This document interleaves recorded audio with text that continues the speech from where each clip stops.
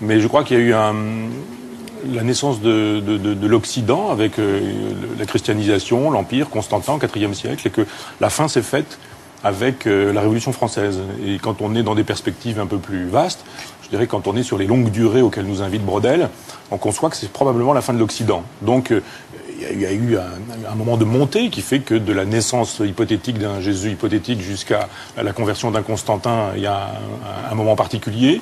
C'est la fin de l'Empire romain, c'est le début de l'Empire chrétien.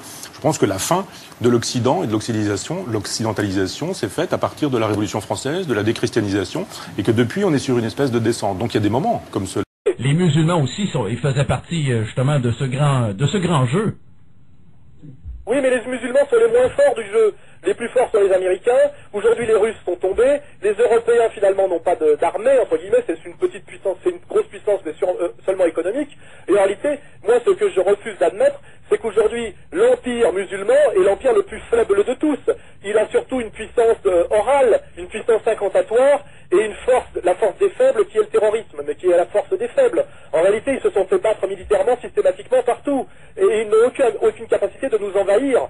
Et à la limite, leur seule puissance de nuisance, c'est de transformer quelques sous-prolétaires maghrébins de banlieue en bombes humaines. Tu sais autant bien que moi, Alain, que les musulmans détestent énormément les valeurs occidentales.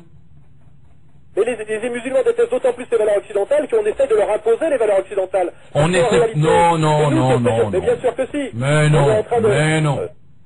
Tu sais très bien que le pauvre empire arabo-musulman est le dernier qui résiste, on va dire, à la déferlante, on va dire, occidentale, qui est en fait une déferlante américaine, c'est-à-dire la société libérale consumériste. Ouais, mais à quelque part, lorsqu'on va habiter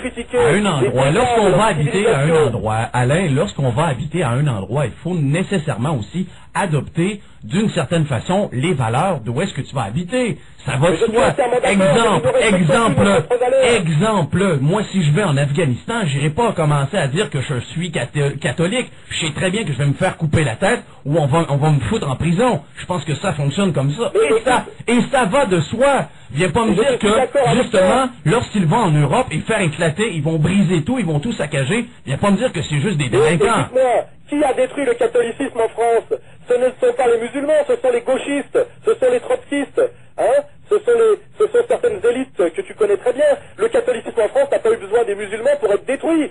Ce sont les petits bourgeois de gauche français qui ont craché sur le catholicisme, sur le pape, et qui ont dégueulé sur toute leur histoire. Je veux dire, nous avons nous-mêmes fait le travail, et quand je dis nous, c'est pas moi. Je veux dire, ce sont les élites de gauche françaises, les élites trotskistes, tu vois.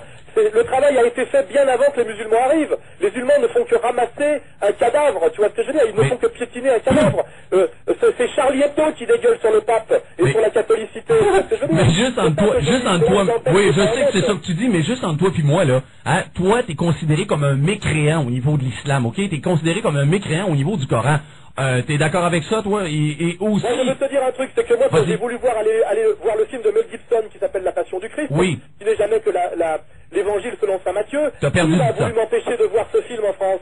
C'est un arabe qui s'appelle Tarak Ben Ammar qui nous a permis de le voir, et c'est le Mnibret, et ce sont toutes les élites juives mondiales qui voulaient nous empêcher de voir ce film sur notre histoire et sur la passion du Christ.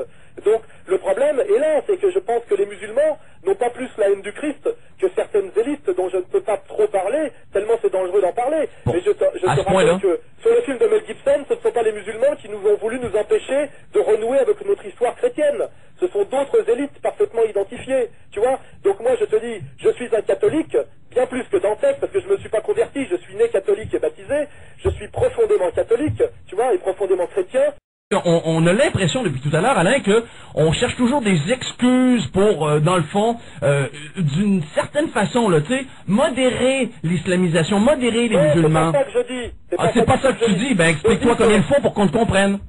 Je dis clairement que moi, en tant que catholique français et européen, je pense que pour sauver ce qui est ma civilisation helléno-chrétienne, civilisation gallo-romaine, je fais beaucoup plus confiance à Poutine, n'est-ce pas, éco-sioniste et éco-chrétien sioniste. Voilà.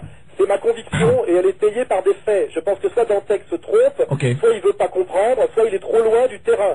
Et je pense que ce ne sont pas les musulmans qui ont détruit le catholicisme français. Le catholicisme français est détruit depuis 2 siècles. Il a été détruit par la maçonnerie, hein, il a été détruit c'est une histoire parfaitement identifiée. les musulmans ne font qu'aujourd'hui monter sur un vide qui a été créé par une tradition qui se prétend républicaine et qui est en fait une tradition qui me paraît d'ailleurs beaucoup plus maçonnique, qui a systématiquement détruit nos traditions chrétiennes et catholiques. Voilà, donc il ne faut pas se plaindre aujourd'hui que des gens soient fascinés par un monothéisme viril qui est l'islam, parce qu'en réalité, cette progression ne se fait pas de manière guerrière, mais sur un vide que nous avons créé nous-mêmes, qui est la destruction de nos propres valeurs,